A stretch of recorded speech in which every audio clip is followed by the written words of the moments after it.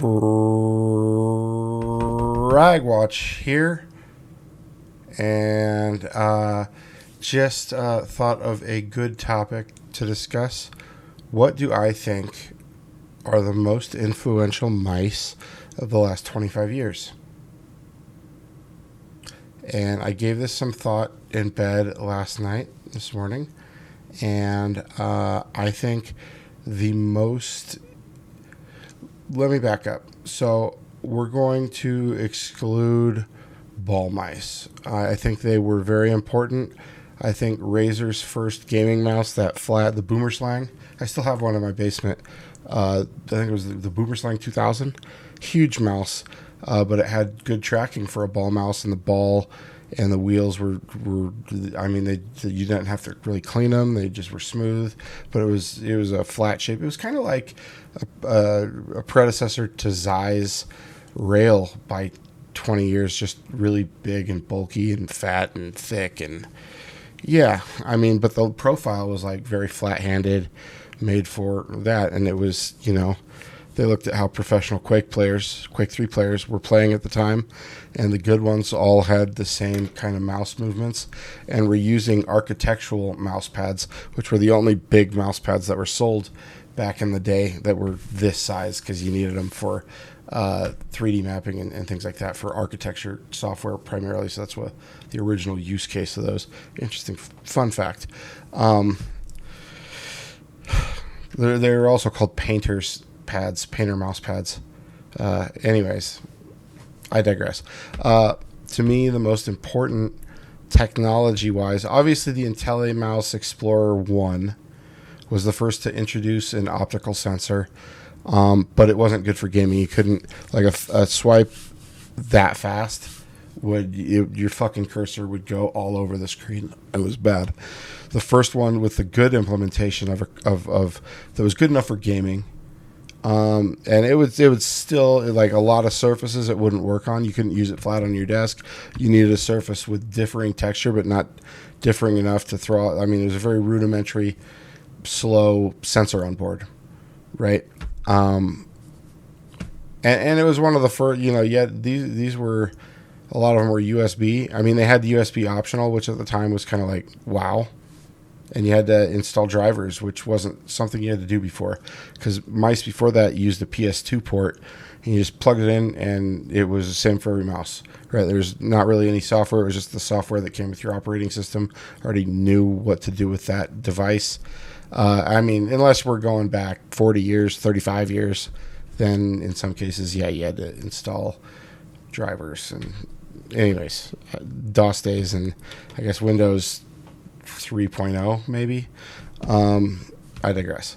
Again, I think the most important technological mouse that influenced mousing to this day is the Intelli Explorer 2.0.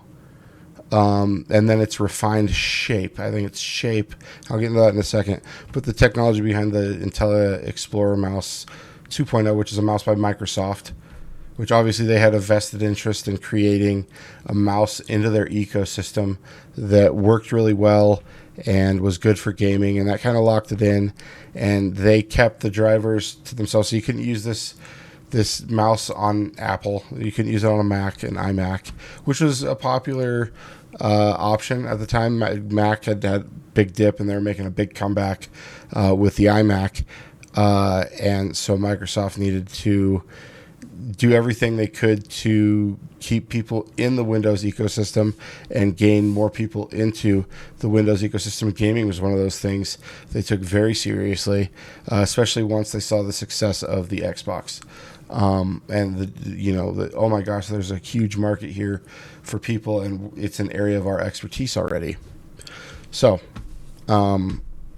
yeah.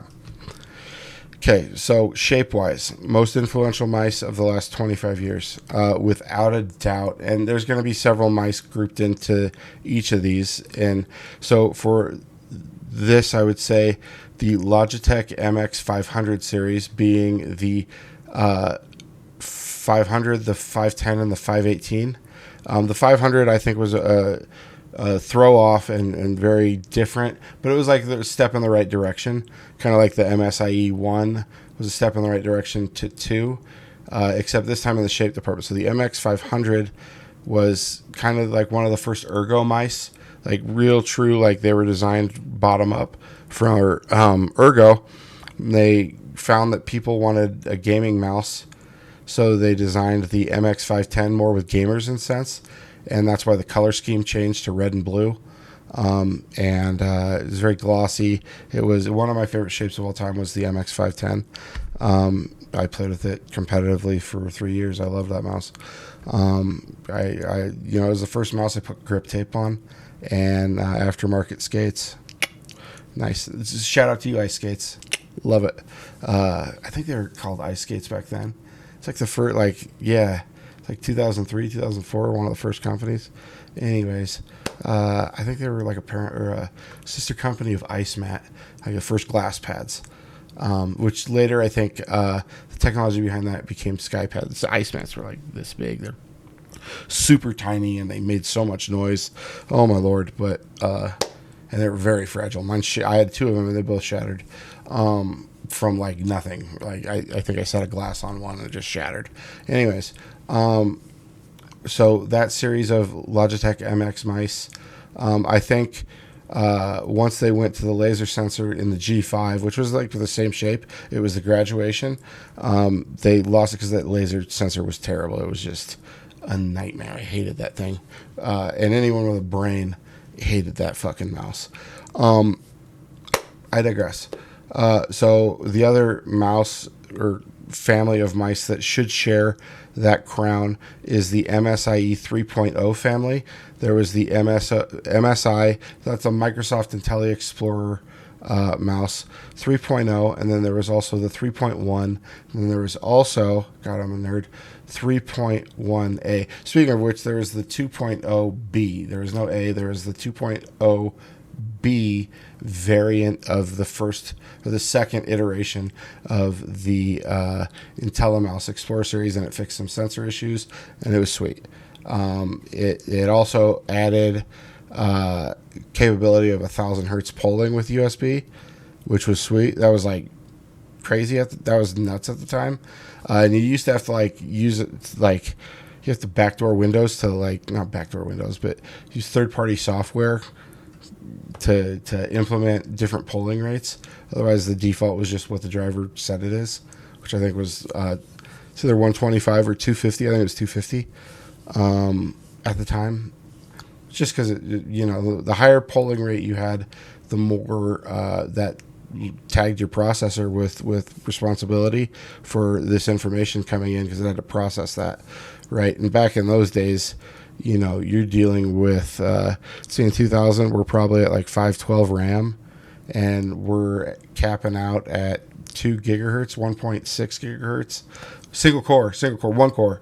Let's be very clear about that. The crazy people had 2 cores because they were slower. They took weird coolers. It was, if you had a dual core in the early days where it was 2 actual CPUs, 2 actual separate cores on your motherboard. It was like a server board. You had to buy a Xenon. Anyways, so that's the sensor technology of the last 25 years that I think is the most important was the optical, and I think MSI mice did that and really were the founders, and they pushed that forward, especially for gaming with the 2.0 original and 2.0 B really pushed that sensor technology for gamers forward. And the 2.0B variant is proof positive that Microsoft was really aiming to get themselves in the market of gaming and really provide gamers with a good experience on Windows. Be clear about their goals there, because that's important. That matters, because if we want to draw conclusions about the circumstances of today, we can see the same things happening maybe in some circumstances. I can't think of any off the top of my head, but I'm sure that's to come. Companies are going to survive, and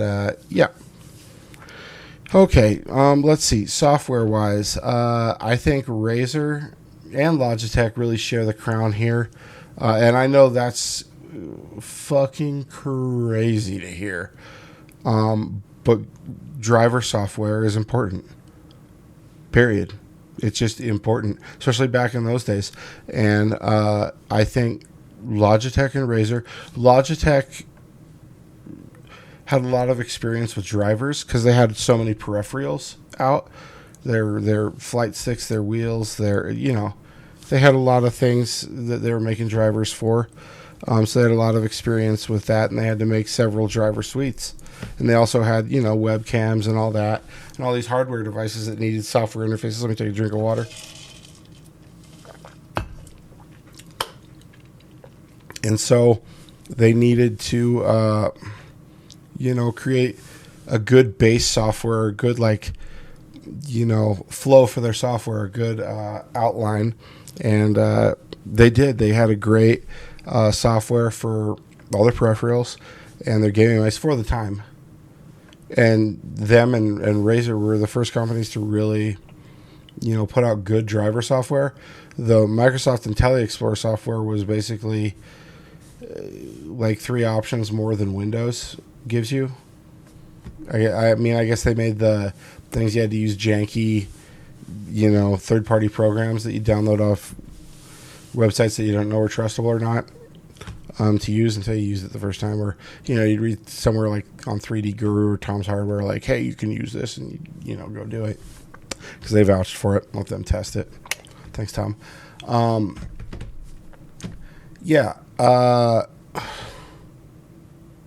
So Razer and Logitech really paved the way with their driver technology. This was before Synapse. This was for Logitech, I believe. Hey, if you know the exact dates of this, please tell me in the comments. I think Logitech came out with their good software in 2001 was the first iteration of that. And it was for, I think it was for joysticks at the time. And then when they came out with the MX500, which was 2002, I'm pretty sure. Yeah, I'd bet money on that. 2002 was the MX500. They had their mouse software suite that was definitely not tailored towards gamers, but with the release of the 510, the MX510, and they realized, hey, this is where that market is. This is who's buying this stuff, not offices, primarily. They made it more gamer tuned, like it had a gamer theme, kind of like the mouse, right, with the swirly design, red and blue, and red or blue, not red and blue. That would have been sweet. And then with an extension of that with the G18 with the gray and black design, kind of a throwback to the MX 500, but more in a gamery, flowy awesomeness. And they just iterated on that software for, I don't know, probably 8 years. Razer, when was it the Diamondback in 2001? Oh, that was it was like an egg shape. I was tiny. It's cool. It's decent. And they named all their mice back then after snakes. That was kind of their thing. That's why the logo is snake. All their, and they still do for the most part. I mean, there's some, they've wandered off of that. There's only so many snakes. They don't have the rattlesnake. It's all Southeast Asian snakes. Anyways, so Razer, I think it was the Diamondback. They had their first Windows software because it uses an optical sensor. The difference is once you use an optical sensor, it needs power, and the power draw, if USB helps power the sensor, blah, blah, blah. You get that little 5-volt connection, boom, boom, boom. And I think 1 watt of power. I don't know. It was enough to power the mice. But in order to do that, you needed driver software because it wasn't just a PS2 HID device by default, a mouse device, which, Windows knew what to do with it still. And that's why Windows still recognizes those as like that, because that's a throwback to those days. Human interface device. And it was just the basic human interface device mouse driver original that Windows just throws on any mouse. It's still to this day, any mouse you plug in without drivers, or any mouse that Windows doesn't have drivers on their update server, if it doesn't fetch one for you, it's just going to use that default driver from 1996 or 7. That's why you look at the properties, it's going to fucking say that. I think they updated it in like 2006 or 8 with new default base, just to provide a pathway for 64-bit processors. So if you have a 64-bit processor, which you probably do, there you go. It was probably annoying to some people to hear just this idiot talking about old technology and whatnot, but there you go. I know my stuff. I think that's where the most influential mice of the last 25 years, software, shape, tech.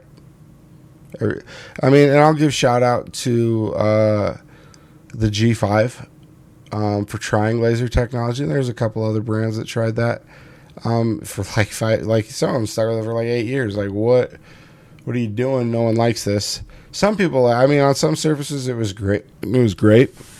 It was I hated it. It was so finicky, and the liftoff was like so variable, like depending on the surface. If you had a pad with any kind of coating on it, it would like reflect the anyways. But kudos to them for trying. I like it when companies try new technology. I just wish they'd listen to the consumer base more quickly. Be like, hey, it's kind of like when the SteelSeries Black keyboard came out, and everyone loved it. It was like the first gaming mechanical keyboard. It was the first really good mechanical keyboard on the market that that came out in the 2000. I think the Black was like 2007. It came out 2008. Great keyboard, 2009 maybe. I don't know. It was really good, and it had key roll off, so you could press 6 keys at once.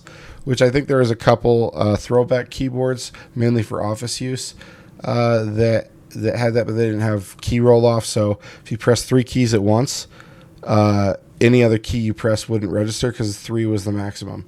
So let's say you're walking in Counter-Strike and you're strafe diagonal walking with WNS, you can't change weapons. Bummer, you can't jump. Let's say you're crouching and you're crab walking and you jump and try and press weapons, it's not going to happen. So key roll off at the time was very important. Now it's not an issue. It's like standard on even office keyboards. So, and the reason is you can only send so many commands. The chipsets on keyboards can only send so many commands.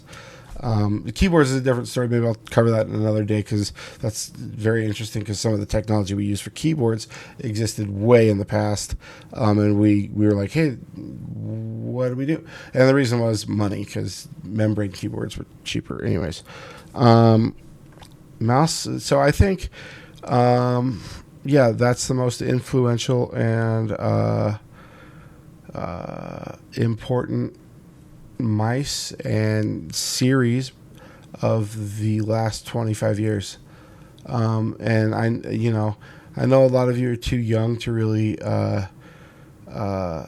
have used those or recognize them. But they're great. I still have them in storage, and they are, they hold a dear place in my heart. I still own 3 or 4 MSIE 3.1As. My original MX 510 with the grip tape and skates was stolen from me at a tournament in 2006.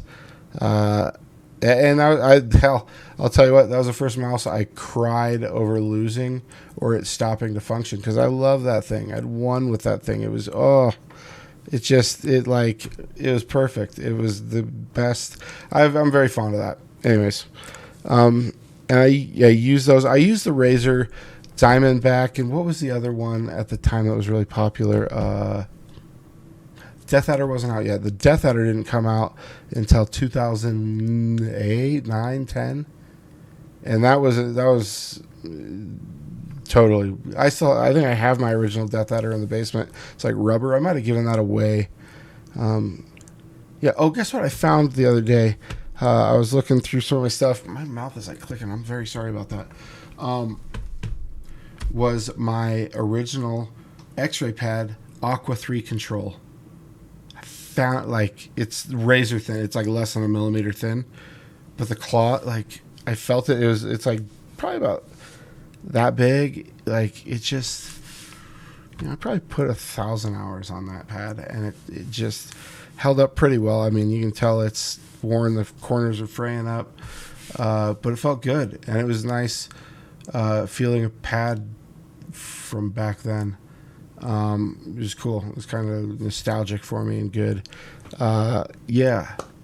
All right, that's that. Those are my most influential mice for technology, shape, and driver of the last 25 years.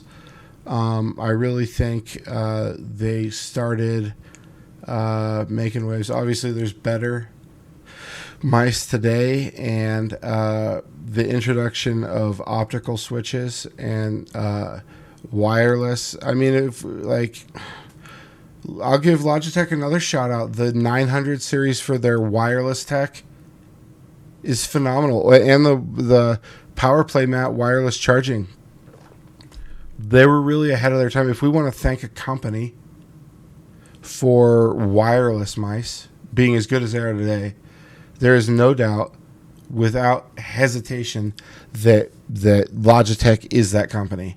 Logitech's 900, 903, their 502 X, their 502 Lightspeed. The Lightspeed iterations on all these mice were great. Man, they really set the bar high. And it was the first time people were like, hey, if I put this dongle on my desk and I use my mouse and I keep it charged, it's better than wireless. It's more, it's better than wireless, or it's better than wired. That's pretty wild, man. Big technology leap. The PowerPlay mat was so cool with those mice. And I used those from, what was it, like 2015, 2016, 2019. Whenever I switched to the X-Lite, the Pulsar, that was total game changer. I had a PowerPlay mat because the wireless charging was just cool. You didn't have to worry about charging your mouse. So I had a PowerPlay mat. It was up here, and I put a thin mouse pad. I forgot which one.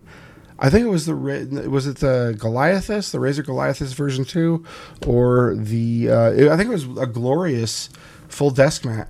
I think it was their XXL, like their original desk mat, back when they were called PC Master Race. For those who didn't know, they used to be called PC Master Race. And there was, after the subreddit, it was kind of a joke, right? And so they had these big desk mats, and I was like, this is sweet. Anyways, I had it on my desk, and I had a little cork. I measured the thickness I needed to have it up over the PowerPlay, like, plastic part that released the charge. And I found a 1 millimeter cork board, and I made a cutout so that my PowerPlay mat was here, and then this cork board was here. And then the Goliathus, the cork board was like here. The rest of the desk mat, except for where the PowerPlay mat was.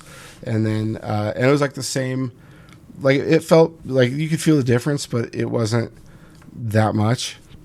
It didn't make, you could still swipe. It didn't affect gaming that much, but you could leave your mouse here and let it charge, which was like really cool. Games I was like mostly playing at that time were Battlefield games.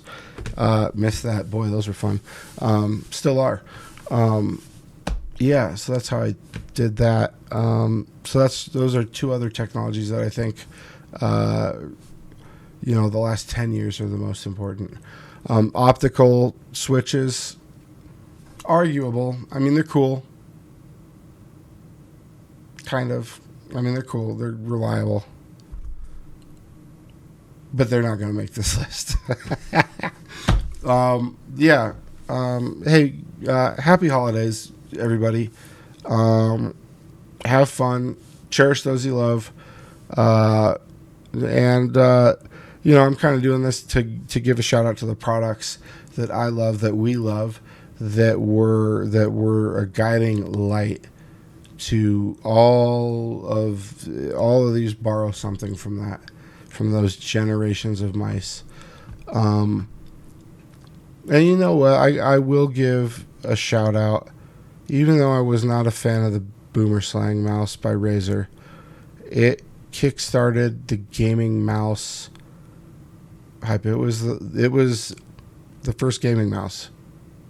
and I'm honored to own one. I tell people it's a cherished thing I have, right? It's like my gold N64 controller with the Nintendo Power sticker when I won a Mario Kart mail-in contest for a time on Mario Circuit. It's just a cherished piece of gaming memorabilia that I have that, the boomer slang, baby. My little, this boomer slang's longer than my fucking hand. It's like, still to this day. Okay. And I was a teenager at that time. But I remember it, and I remember thinking, my God, the pros use this is what the pros are going to use. And it was like kind of an inspiration to up my game, and I did. I just, did it with other mice.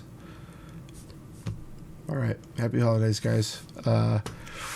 Those are my most influential mice and technologies of the last 25 years. Big shout outs and kudos to Microsoft, Logitech, and Razer. And one unspoken thing, I know Microsoft gets a lot of hate, but really they have catered from Windows 9, from Windows 95 on, they have really catered a lot to gamers and to gaming and to keeping their software compatible with new technology. And they deserve to be recognized for it. Even though they're this massive corporation, they deserve to be recognized for the good things and appropriate steps that they take in moving the industry forward. Even when those steps have resulted in failure, missteps, they're trying to do the right thing. And I think that's important for all of us to realize, looking back at least, because I think they're going to have some problems with Linux coming up. It's a whole different topic. But Linux is becoming more gaming friendly, just because things are more universal now, how hardware interacts with software, and just at a more root kernel level. So let's give credit where credit's due, right? Always. And acknowledge those who are doing their best to do their best. So shout out Microsoft, Logitech, Razer, the Godfathers, Godmothers, whatever you want to say. They were the original ones moving west in America, so to speak. For those Euro people and people around the world, in America, there were explorers who first settled the West for Western civilization. There were people there originally, but so that's a bad analogy. We'll skip that. Yeah, we'll skip that. These three companies were the founders. Explained pretty well why. It's getting ranty. I'm going to wrap it up. Hey, man, like and subscribe if you enjoyed the watch, if it was fulfilling or interesting. Leave comments down below. I'd love to discuss any of this. And if you have additions you want to add, things that you think I missed, put them down below, please. You know what? I forgot mousepad. I'll do mousepads in another video because that's a whole different story, and it's a much different. It's a slower story, and there's three companies in particular I want to mention in that one. We'll do a separate video for that one. All right, this is FragWatch. Thank you for watching.